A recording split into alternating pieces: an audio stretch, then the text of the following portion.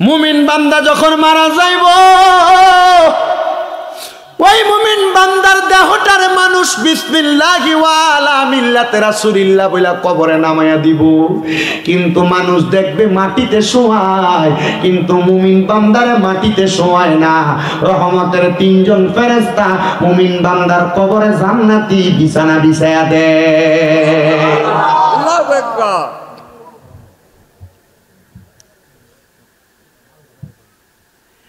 7 number পুরস্কার, কবরের মধ্যে প্রশ্ন করা হয়। কন্যা কয়টা? মান রাব্বুকা ওয়া মান দীনুকা ওয়া মান হাযার রাসূল। এই 3 প্রশ্ন করা হবে। এই কবরে যাওয়ার পর আপনারে প্রশ্ন করবে মান রাব্বুকা, আপনি বলবেন রব্বি আল্লাহ। ওয়া মান দীনুকা, বলবেন দীনি আল ইসলাম। যদি মুমিন হন ওই কবরের মধ্যে প্রশ্নের জবাব দেওয়া লাগবে না। বলে বাবা কেন? কারণ মুমিনের চেহারা, মুমিনের দেহটা তখন নূরের আলোতে ঝলমল ঝলমল করতে থাকবে। তখন ফেরেশতারা বুঝবে এটা মুমিন, বেহিসাব জান্নাতি।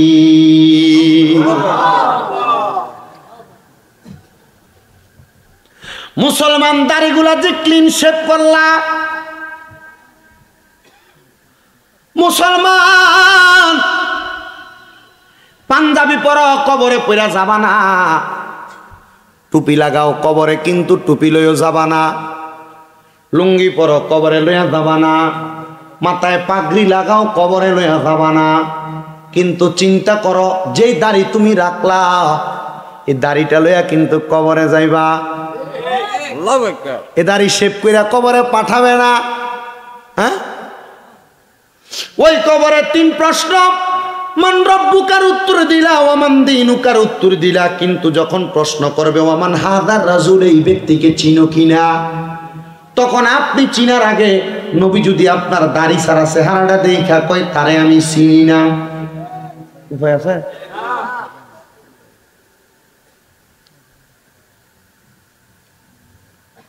অনেক পুরুষেরা দাড়ি রাখতে চায় না, বউ পছন্দ করে না বিদায়। না পুরুষেরা শুনো, শরীরের আলাদা সেক্সুয়ালি যে পাওয়ার আছে, ওই পাওয়ার তুমি তোমার দাড়ির খুর দিয়া টান দেওয়ার কারণে পাওয়ার নষ্ট হয়ে যায়। এটা নবীর হাদিস যেমন বলে, বিজ্ঞান যাচাই করে তেমন বলে। কেন তুমি তোমার নিজের ক্ষতি করো? মা বোন আপনাদের কাছে আবদার, আপনারা আপনাদের স্বামীদেরকে দাড়ি রাখার অনুমতি দিয়া দেন। যদিও মনে হইব বুড়া, এটা আসলে বুড়া না, এটা 16-17 বছরের টাকরা যুবকের মতো শক্ত থাকবে। আমি আমার ওয়াদে কথাগুলো বলার কারণে আপনাদের দোয়ার বরকতে কুমিল্লা শহরে আমার 6টা মাদ্রাসা চলে। এর মধ্যে একটা মাদ্রাসা কুমিল্লা চকবাজারের পরবর্তী জায়গা, যে জায়গার নাম নূরপুর সমোহনী তাহফিজুল কোরআন মাদ্রাসা। ওই মাদ্রাসায় একটা ছাত্র ভর্তি করাইছে চাঁদপুরের শাহরাস্তি থানা থেকে। বাচ্চাটার বয়স বেশি না, নাম সজীব। তার আম্মা ওই দিন আসছে মাদ্রাসায়। তার আব্বার সঙ্গে আমি ভিডিও কলে যখন কথা বললাম, আমি ওনাকে বললাম আপনার চেহারাটা বড় সুন্দর।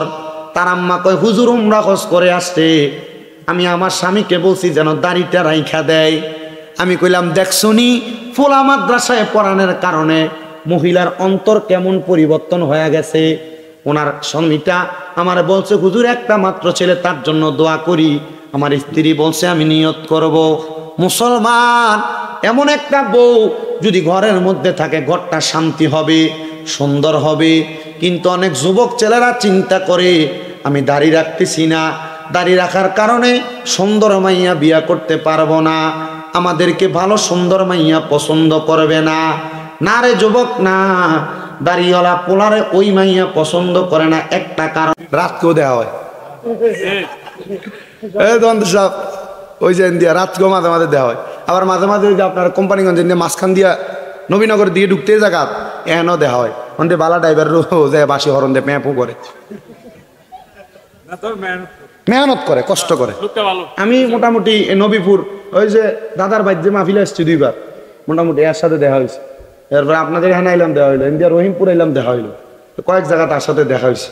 দোয়া করবেন যারা মনে করেন একটু এমন অ্যাবনর্মাল বা পাগলের বেশে থাকে এদের সাথে কখনো খারাপ ব্যবহার করবেন না। কেন? রসুলের হাদিস ইবনে মাদা শরীফ 303 নম্বর পৃষ্ঠায় আল্লাহর হাবিব বলছেন যে ক্বালা রাজুলুন দাঈফুন মুস্তাদআফুন যু তিমরাইনি লা ইউবাহু লাহু লাউ আকসামা আলাল্লাহি লা বাররা। এমন পাগল টাইপের ব্যক্তি যারা, তোমরা এদের সাথে খারাপ ব্যবহার, মন্দ ব্যবহার করবে না। কেন? এই ব্যক্তিদের যে কাপড় এলোমেলো, চুল এলোমেলো, এরা জান্নাতের বাদশা হবে। কিসের বাদশা হবে? জান্নাতের বাদশা। হারামখোর নাই এমন কোন এলাকা নাই, সুদখোর ঘুষখোর পরের হক মাইরা খামিন না এমন লোক নাই, কোন এলাকা নাই। আবার নামাজও পড়ে হারামও খায় এমন লোক নাই। বর্তমান সমাজে এমন অবস্থা যে বেটা সুদ খায় এটারে বানায় মসজিদের সভাপতি, যে বেটা ঘুষ খায় এটারে বানায় সেক্রেটারি। যদি জিগায় সুদখোর আর ঘুষখোররে কেন মসজিদের সভাপতি সেক্রেটারি বানাইলা, কই বেটা মসজিদের এসিডি দিছে এর লাগা, মসজিদের টাইলস গুলো দিছে এর লাগা। কথা বলেন না কেন?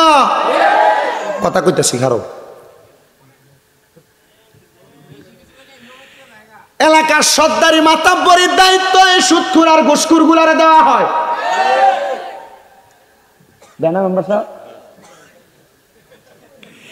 এদের এলাকার মধ্যে প্রভাব ভালো, কিন্তু কবরের ভিতরে এমন ফিটা ফিটবো, কাঁচা বাঁশের গুঁড়া দিয়ে বেরোইব। এই বাড়িটার নাম হলো আযাবুন শাদীদ, যন্ত্রণাদায়ক শাস্তি। কারণ মুরকিল্লা বাঁশ দিয়ে বাইরে এলে তার আড্ডি দিয়ে শক্ত, মানুষের হক একে আড্ডি শক্ত বানাইছে, বাঁশ ভেঙে যাইব গা।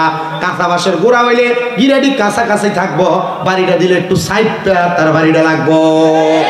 এই শাস্তির নাম হলো আযাবুন শাদীদ।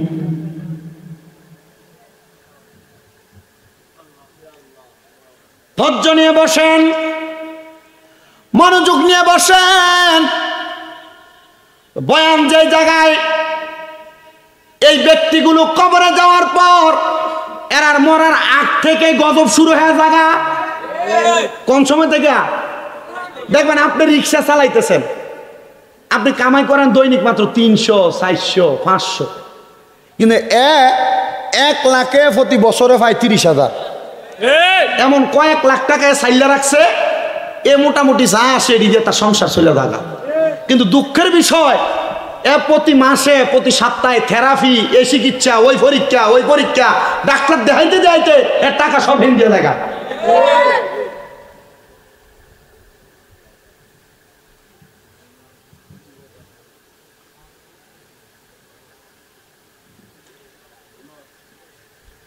মনোযোগ দেন আপনারা।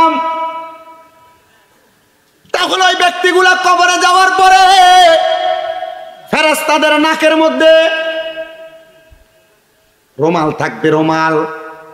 ওই ফেরেশতারা বলবে এ বান্দার শরীরটা, এই বান্দার রুহুটা একবারে দুর্গন্ধযুক্ত রুহ হয়ে গেছে। এবার ওই দুই ফেরেশতা আজরাইলের হাত থেকে রুহুটা নিয়ে ওই বান্দাটারে আসমানের দিকে নিবে। আসমানের মধ্যে ডান দিকে 19 জন, বাম দিকে 19 জন ফেরেশতা দাঁড়ায় থাকবে। কিন্তু ওই ফেরেশতারা ওই বান্দার রুহুকে দেখে তারা থুতু নিক্ষেপ করবে। 2 জন ফেরেশতা জিজ্ঞাসা করবে এই বান্দার রুহুর দিকে তোমরা কেন এত ফেরেশতা থুতু নিক্ষেপ করো? কারণ কি জানতে চাই। বলে তোমরা নাকে কেন রুমাল দিলা? বলে কারণ হইল এ বান্দার রুহু দুর্গন্ধযুক্ত রুহু, এই জন্য বান্দাটার রুহুর দুর্গন্ধ আমরা সহ্য করতে পারতেছি না, নাকে রুমাল প্রদান করলাম। তখন ওই ফেরেশতারা বলবে আমরা একই কারণে এই বান্দার প্রতি থুতু নিক্ষেপ করতেছি। কিন্তু ওই খারাপ ব্যক্তিটার রুহুটা ডাক দিয়ে বলবে রে 2 জন ফেরেশতা, তোমরা আমারে এত তাড়াতাড়ি কেন নিয়ে যাচ্ছ? তোমরা যদি জানতা আমার জন্য কি যন্ত্রণাদায়ক, লাঞ্ছনাদায়ক, বঞ্চনাদায়ক শাস্তি রাখা হয়েছে, তোমরা আমারে এত তাড়াতাড়ি নিয়ে যাইতা না, এত তাড়াতাড়ি নিয়ে যাইতা না, এত তাড়াতাড়ি নিয়ে যাইতা না। এবার বান্দাকে আসমানের দিকে নিয়ে যাওয়া হবে। আলমে আরোহায় বান্দার রুহটাকে রাখার জন্য এবার আলমে আরোহার দরজা থাকবে বন্ধ। আল্লাহর বান্দাটার রুহটা নিয়ে আসা হবে জমিনে, আসমানের দিকে, আসমানের ডাইনে, আসমানের বামে, আসমানের সামনের দরজা বন্ধ। আসমানের পেছনে একটা অংশ থাকবে, যে অংশটা দিয়ে বলা হবে বান্দাকে জাহান্নামের মধ্যে প্রবেশ করাও। বান্দা যখন জাহান্নামে যাবে, জাহান্নামের আগুনের রং হবে তিনটা। এক নাম্বার লাল, যে আগুন আমরা চুলার মধ্যে দেখতে পাই। 2 নাম্বার সাদা, 3 নাম্বার কালো। এবার বান্দার জাহান্নামের আগুনে 1000 বছর জ্বালাইয়া বান্দার আগুনের তাপ যখন দিতে থাকবে, বান্দা কষ্ট পাবে। আরো 1000 বছর জ্বালানোর পরে বান্দার আগুনের রংটা হবে সাদা। আরো 1000 বছর জ্বালাইয়া ওই আগুনের রংটা হবে কালো। এবার বান্দা বলবে, হাই রে, এত পিপাসা, 3000 বছর জাহান্নামের আগুনে জ্বললাম। বান্দা পানি পানি করবে, বলে হুজুর বান্দা এত কষ্ট পাবে, আল্লাহ তো রহিম রহমান, বান্দারে কি পানি দিবে না?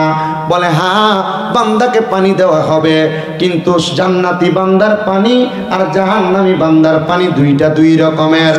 বান্দার জন্য পানির পাত্র নেওয়া হবে, এই পাত্র কাচের, কিন্তু বান্দার পানির পাত্রটা হবে লোহার। আগুনের মধ্যে গরম কইরা সেক দিতে দিতে মনে হবে এটাও একটা আগুনের মতো, আগুনের কয়লার মতো। এবার ওই লোহার গরম পাত্রটার মধ্যে জাহান্নামীদেরকে জাহান্নামীর মধ্যে জ্বালাইয়া পুরাইয়া যে রক্ত এবং পুঁজগুলা হইছে, ওই রক্ত পুঁজগুলা এই পানির পাত্রটার মধ্যে নিয়া জাহান্নামীকে দেওয়া হবে, নাও পান করো। এ মুসলমান, এই পানির মধ্যে একটা মশা পড়লে আপনি পানি পান করেন না, একটা ময়লা দেখলে পুরা পানি পালায়া আপনি গ্লাসটারে ভালো করে ধুইয়া তারপরে পানি পান করেন। কিন্তু জাহান্নামীকে অন্যান্য ব্যক্তির আগুনে ফুরাইলে যেই রক্ত আর পুঁজ আসবে, এগুলা দেওয়া হবে, বান্দা তুমি পান করো। কেমনে খাইবা? পারবা না। হাদিস শরীফে এই পানিরে বলছে তিনাতুল খাবাল। কি? তিনাতুল খাবাল। এই পানি বান্দাকে দেওয়া হবে, বান্দা পান করো। হারাম খাইতে সাবধান, পরের হক খাইতে সাবধান, ওজনে কম দিতে সাবধান, গুনাহ করতে সাবধান। এবার কেমনে আপনি ভালো পথে চলবেন, কেমনে আপনি খারাপ পথে চলবেন, সিদ্ধান্ত আপনার। অনেকে চিন্তা করে হুজুর একটা গজলও কইলেন না, জিকির আজকারও করলেন না, আমরা একটু গজল জিকির আজকার শুনতে যাই। আমি আমার ওয়াজটা শেষ কইরা দুরুদ সালাম কইরা জিকির আজকার কইরা দোয়া কইরা তারপরে ছুটি দিব, রাজি?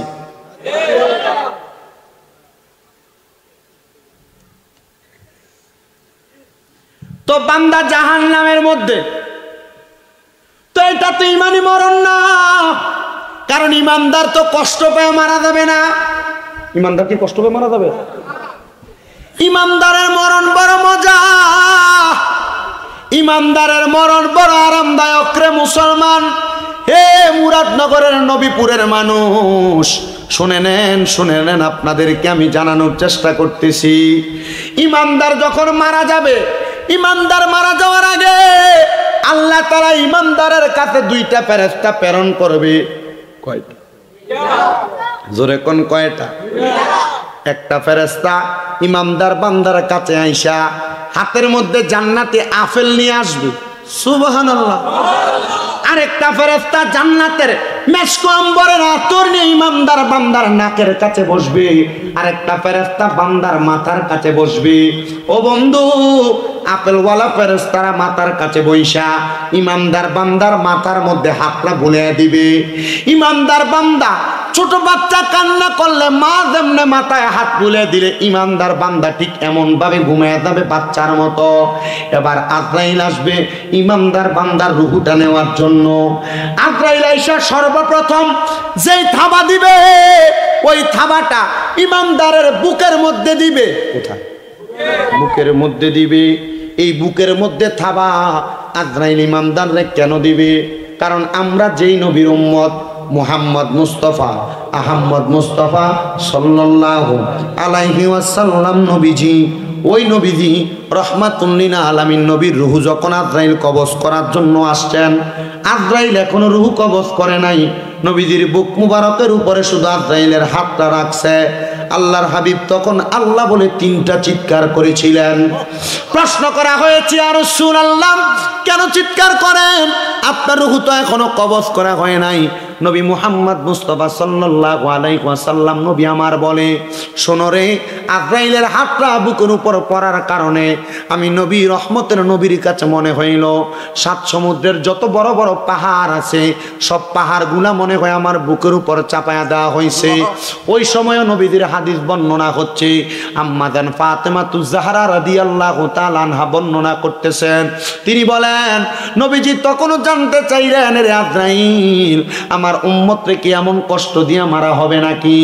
উম্মতকে কি এত আঘাত দিয়ে মারা হবে নাকি? ইয়া রাসূলুল্লাহ, উম্মত যদি আপনার দেখানো পথ, আপনার দেখানো মত মোতাবেক চলাফেরা না করে আপনার উম্মত কেমন কষ্ট দেয়া হবে?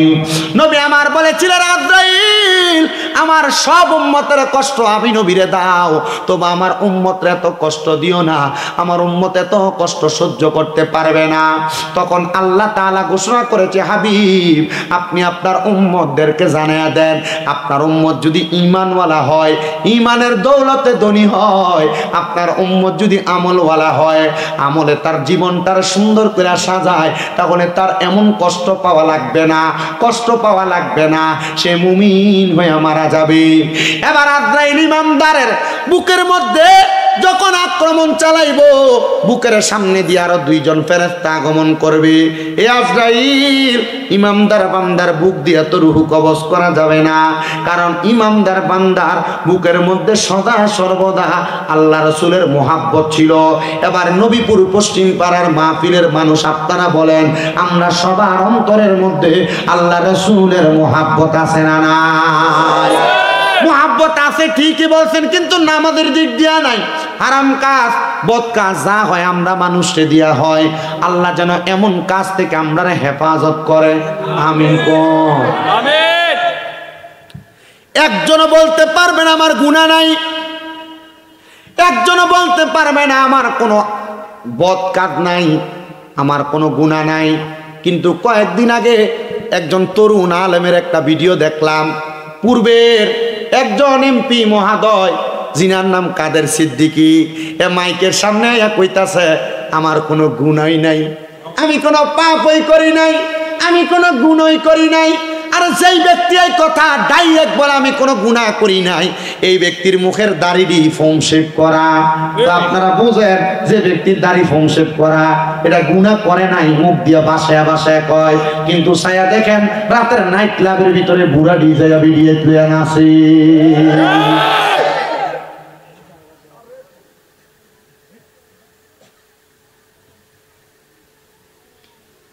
শোনেন মুসলমানের দল, কষ্টিত আছে না? আছেন কতক্ষণ? ঠিক আছে, কয়টা বাজে? সব দেরি জানি কেন, কয়টা বাজে?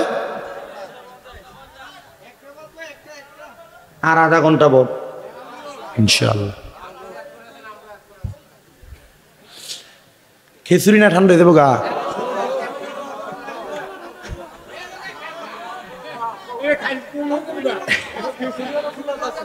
আছে ওই দেখ শেষ।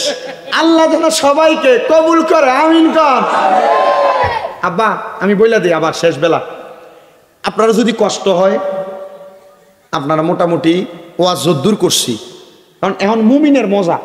বেঈমানি করলে আর খারাপ কাজ করলে, মন্দ কাজ করলে কি কষ্ট পাইবেন, মূল যে ওয়াজ এটা করে লাইছে।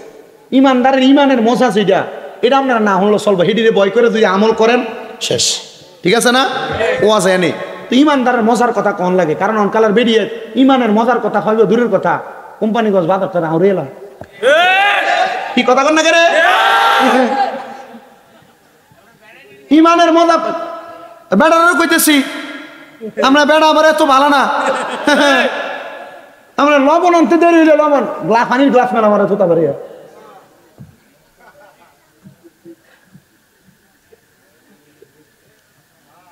ওই দিন ঢাকার একটা ভিডিও আপনারা হয়তো যারা ফেসবুকের উঠনা আপনারা দেখছেন, বেটা বিয়া যে একটা করছে আর যে বেডির লোকে ফেম করে এটা লোক ঘুরতে গেছে দেখা, এখন ঘরের বেডি আইয়া তারা এমনি কটক কাশিপ দেখে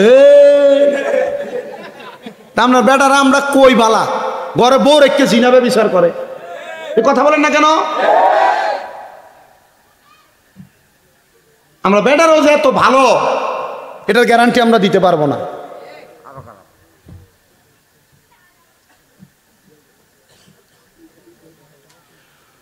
ইমানদারের মরণ কি? অন্তরে বিশ্বাস ভালোবাসা থাকতে হবে আল্লাহ এবং তা লাগবনি। আমরা আসিনি না, আল্লাহ এবং রসুলের ভালোবাসা থাকলে নামাজ ছাড়বে না, বদ কাজ করবে না, বাজে কাজ করবে না, খারাপ কাজ করবে না, মন্দ কাজ করবে না। যদি করে মনে করবেন তার এটার ভিতরে ঘাটতি আছে।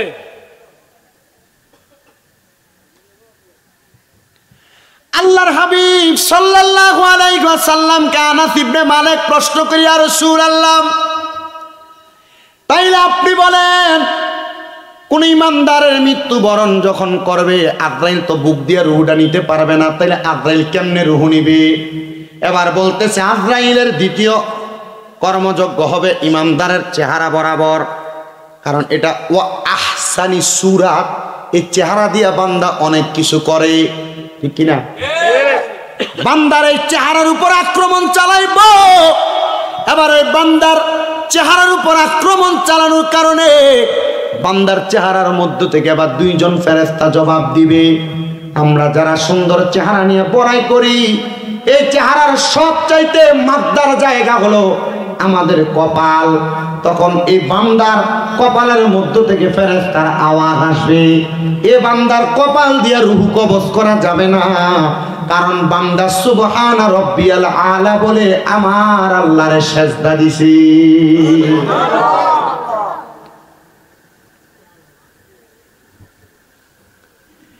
এবার আজরাইল এবার কর্মযজ্ঞ চালাইবে বান্দার ডান দিকে। ডান দিকে যখন আক্রমণ করবে, এবার ডান দিক থেকে আওয়াজ আসবে, আজরাইল এই বান্দার রূহ তো ডান দিক দিয়ে কবজ করা যাবে না। বলে কেন? কারণ বান্দার দান সদকা বেশি, এই জন্য বান্দার ডান দিক দিয়ে রূহ বাহির করা যাবে না। বান্দার বাম দিকে আক্রমণ চালানো হবে, ওই বান্দার বাম দিক থেকে আওয়াজ আসবে, রে আজরাইল আমরা হইলাম বান্দার পিতা মাতার খেদমত, বান্দার বাম দিক দিয়ে তুমি রূহ বাহির করতে পারবে না। নবী আমার বলতেছে আজরাইল আল্লাহ তাআলার কাছে যাইলাম, ফরিয়াদ জানাইবে, আল্লাহ এই বান্দার রূহ তো কবজ করা যায় না। এবার আজরাইলকে আল্লাহ তাআলা আদেশ প্রদান করবে, এ আজরাইল যেই ব্যক্তি মুমিন, যেই ব্যক্তি ইমানদার, সে কখনো কালেমা পড়া ছাড়া মরবে না। বান্দা যেহেতু ঘুমায়, কিছুক্ষণ পরে বান্দা ঘুম থেকে জাগ্রত হবে, কালেমা পড়বে, বান্দার তখন রূহটা তুমি কবজ করে নিয়ে আসবা। এবার ওই বান্দার কাছে ফেরেশতা ছিল কয়টা? একজন ফেরেশতা মাথার কাছে, আরেকজন ফেরেশতা নাকের কাছে। নাকের কাছের ফেরেশতার কাছে মেশক আম্বরের আতর, ওই আতরটার সুঘ্রাণ যখন বান্দার নাকের কাছে ছাইরা দিবে, বান্দা সুঘ্রাণ পাইয়া ঘুম থেকে জাগ্রত হয়ে যাবে। ঘুম থেকে জাগ্রত হওয়ার পর মাথার কাছের ফেরেশতা জান্নাতে আপেলটা বান্দার সামনে যখন ধরবে, ওই বান্দা আপেলের দিকে তাকাইব, কারণ জান্নাতের প্রত্যেকটা জায়গায় জায়গায় কালিমা তাইয়্যিবা লেখা। বান্দা তখন পড়বে কালিমা তাইয়্যিবা, লা ইলাহা ইল্লাল্লাহু মুহাম্মাদুর রাসূলুল্লাহ। আওয়াজ হয় নাই? জবান খুলে পড়েন, লা ইলাহা ইল্লাল্লাহু মুহাম্মাদুর। এখনো অনেকে জবানকে বোবার মতো করে রাখছে, মোহাব্বতে পড়েন, লা ইলাহা ইল্লাল্লাহু মুহাম্মাদুর রাসূলুল্লাহ সাল্লাল্লাহু আলাইহি ওয়াসাল্লাম। আজরাইল ওই সময় ইমানদার মুমিন বান্দার সামনে হাজিরি থাকবে। মুমিন বান্দার জবান দিয়ে যখন বাতাস বের হবে, তখন আজরাইল নিমিষে মুমিন বান্দার রূহ কবজ করে নিয়ে যাবে। এই মুমিন বান্দার রূহ নেওয়ার পর আজরাইল ফেরেশতা ওই মুমিন বান্দার রূহটা নিয়ে যখন উপরের দিকে যাইতে লাগবে, আমরা এলাকায় একটা মাছ আছে, যে মাছটা হাতে ধরলে ফিসলে ফিরা জায়গা, নাম কি? হ্যাঁ,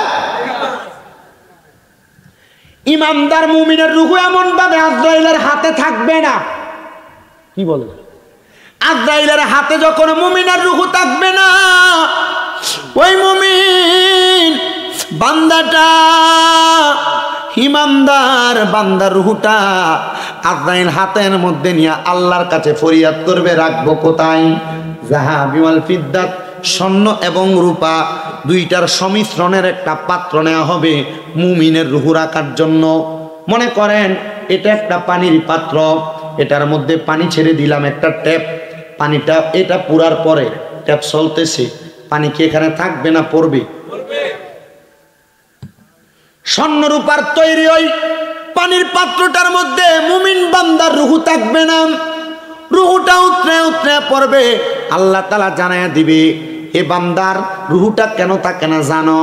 কারণ আমি আল্লাহ ঘোষণা করেছি, ওয়ালা তাকুলু লিমান ইউকতালু ফি সাবিলিল্লাহি আমওয়াত বাল আহইয়াউ ওয়ালাকিন লা তাশউরুন।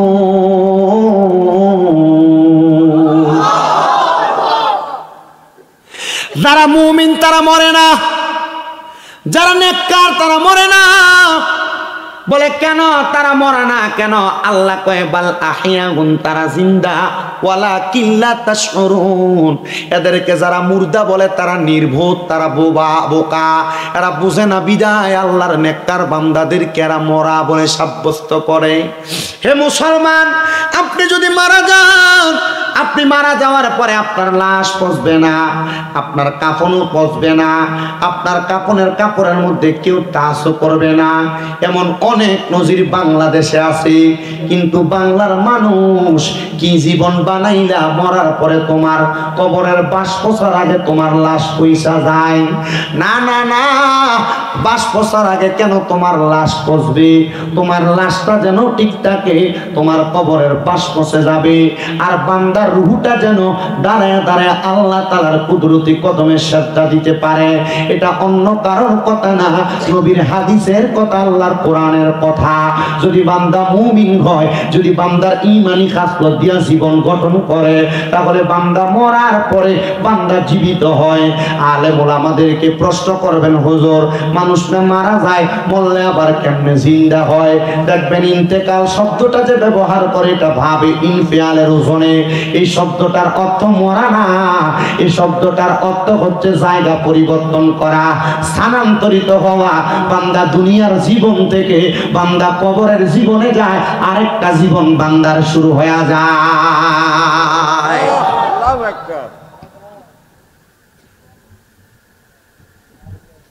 বান্দার রূহটা আবার বান্দাকে ফিরে দেয়, কিন্তু এর মাঝামাঝি দুইজন ফেরেশতা বান্দার রূহ নিয়ে যায়। দুইজন ফেরেশতা যখন মুমিন বান্দার রূহ আস্তে আস্তে নিয়ে যাবে, ওই দুইজন ফেরেশতাকে মুমিন বান্দার রূহ প্রশ্ন করবে, এ ফেরেশতা এত আস্তে আস্তে কেন আমার রূহ নিয়ে যাচ্ছ? নিয়ে যাচ্ছে আর কি। বলে তুমি যদি জানতা আল্লাহ তাআলা আমার জন্য কত অসংখ্য রহমত বরকত রেডি করে রাখছে, তাহলে তুমি আমি বান্দার রূহ এত আস্তে নিতা না, আরো তাড়াতাড়ি নিয়ে যাইতা। এবার বান্দার রূহ নেওয়া হবে। ওই যে আসমানের দরজায় কয়জন ফেরেশতা বলছিলাম? 19 জন। কয়জন? 19 জন। বেঈমানরা তো ধিক্কার জিতে থুতু নিক্ষেপ করেছে, কিন্তু মুমিন বান্দারে দেখা এবার ফেরেশতারা বলবে, আহালান ওয়া সাহালান মারহাবান বিওফুল্লাহ, আল্লাহর মেহমান, আপনাকে স্বাগতম, আপনাকে স্বাগতম, আপনি আসেন। স্বাগতম বানিয়ে জান্নাতে নিবে, জান্নাতে দুলহা সাজাইবে। বান্দা এমন নিয়ামত পাইবা, কিন্তু আমরা ওই নিয়ামত পাইতে চাই না। বাবারা, এই নিয়ামত হইল আল্লাহর প্রশংসা যারা করে তারার জন্য, আল্লাহ তাআলার ইবাদত যারা করে তারার জন্য। আল্লাহ তাআলার ইবাদত, আল্লাহ তাআলার প্রশংসা করা বান্দা, তাহলে 1 নাম্বার হায়াতে বরকত, 2 নাম্বার মুসিবত থেকে উদ্ধার, 3 নাম্বার অসুস্থতা থেকে মুক্তি, 4 নাম্বার রিজিক বৃদ্ধি, 5 নাম্বার ঈমানের সাথে মরণ বান্দা পেয়ে গেল। 6 নাম্বার ওই বান্দা কবরের মধ্যে যখন রাখা হবে, ওই বান্দাটারে কবরে রাখার সময়, আপনাদের এলাকায় মানুষ মারা গেলে 3.5 হাত কবর হয়, হয় না? 3.5 হাত কবর হয়। ওই কবরে যখন মানুষকে শোয়ানো হয়, পুরুষ হইলে 3 কাপড়, নারী হইলে 5 কাপড়। কিন্তু আপনাদের এলাকায় কেউ মারা গেলে কবরের ভিতরে লেপ তো সব কম্বলেরই দেয়নি না। মুমিন বান্দা যখন মারা যাইব, ওই মুমিন বান্দার দেহটার মানুষ বিসমিল্লাহি ওয়া আলা মিল্লাতি রাসূলিল্লাহ বইলা কবরে নামায়া দিব।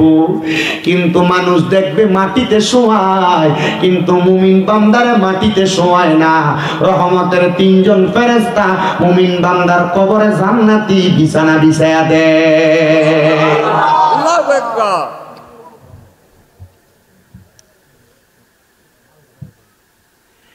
সাত নাম্বার পুরস্কার,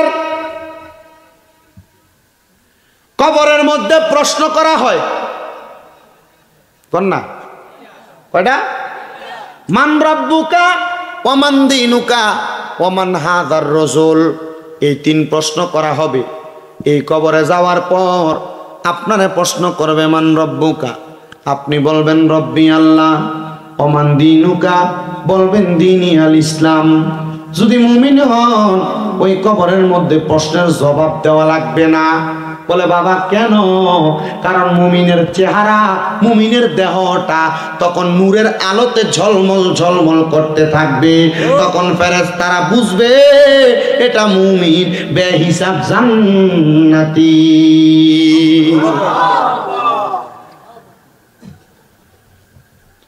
মুসলমান দাড়িগুলা যে ক্লিন শেভ করলা, মুসলমান পাঞ্জাবি পরো, কবরে পইরা যাবা না। টুপি লাগাও কবরে, কিন্তু টুপি লইও যাবা না। লুঙ্গি পরো, কবরে লইয়া যাবা না। মাথায় পাগড়ি লাগাও, কবরে লইয়া যাবা না। কিন্তু চিন্তা করো, যেই দাড়ি তুমি রাখলা, এই দাড়িটা লইয়া কিন্তু কবরে যাইবা। এ দাড়ি শেভ কইরা কবরে পাঠাবে না। হ্যাঁ, ওই কবরে 3 প্রশ্ন। মান রব্বুকার উত্তর দিলা, ওয়া মান দীনুকার উত্তর দিলা, কিন্তু যখন প্রশ্ন করবে ওয়া মান হাযার রাসূল, এই ব্যক্তিকে চিনো কিনা, তখন আপনি চিনার আগে নবী যদি আপনার দাড়ি ছাড়া চেহারাটা দেখা কয় তারে আমি চিনি না, উপায় আছে?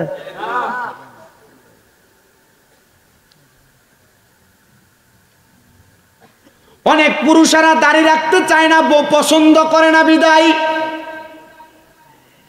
না পুরুষেরা শুনো, শরীরের আলাদা সেক্সুয়ালি যে পাওয়ার আছে, ওই পাওয়ার তুমি তোমার দাড়ির খুর দিয়া টান দেওয়ার কারণে পাওয়ার নষ্ট হয়ে যায়। এটা নবীর হাদিস যেমন বলে, বিজ্ঞান যাচাই করে তেমন বলে। কেন তুমি তোমার নিজের ক্ষতি করো? মা বোন আপনাদের কাছে আবদার, আপনারা আপনাদের স্বামীদেরকে দাড়ি রাখার অনুমতি দিয়া দেন। যদিও মনে হইব বুড়া, এটা আসলে বুড়া না, এটা 16-17 বছরের টাকরা যুবকের মতো শক্ত থাকবে। আমি আমার ওয়াদে এই কথাগুলো বলার কারণে আপনাদের দোয়ার বরকতে কুমিল্লা শহরে আমার 6টা মাদ্রাসা চলে। এর মধ্যে একটা মাদ্রাসা কুমিল্লা চকবাজারের পরবর্তী জায়গা, যে জায়গার নাম নূরপুর সমোহনী তাহফিজুল কোরআন মাদ্রাসা। ওই মাদ্রাসায় একটা ছাত্র ভর্তি করাইছে চাঁদপুরের শাহরাস্তি থানা থেকে। বাচ্চাটার বয়স বেশি না, নাম সজীব। তার আম্মা ওই দিন আসছে মাদ্রাসায়। তার আব্বার সঙ্গে আমি ভিডিও কলে যখন কথা বললাম, আমি ওনাকে বললাম আপনার চেহারাটা বড় সুন্দর। তার আম্মা কয় হুজুর উমরা হজ করে আসছে। আমি আমার স্বামীকে বলছি যেন দাড়িটা রাইখা দেয়। আমি কইলাম দেখছনি, ফোলা মাদ্রাসায় পড়ানোর কারণে মহিলার অন্তর কেমন পরিবর্তন হয়ে গেছে। ওনার স্বামীটা আমার বলছে হুজুর একটা মাত্র ছেলে, তার জন্য দোয়া করি। আমার স্ত্রী বলছে আমি নিয়ত করব। মুসলমান, এমন একটা বউ যদি ঘরের মধ্যে থাকে, ঘরটা শান্তি হবে, সুন্দর হবে। কিন্তু অনেক যুবক ছেলেরা চিন্তা করে আমি দাড়ি রাখতেছি না, দাড়ি রাখার কারণে সুন্দর মাইয়া বিয়া করতে পারবো না, আমাদেরকে ভালো সুন্দর মাইয়া পছন্দ করবে না। না রে যুবক, না, দাড়িওয়ালা পোলারে ওই মাইয়া পছন্দ করে না, একটা কারণ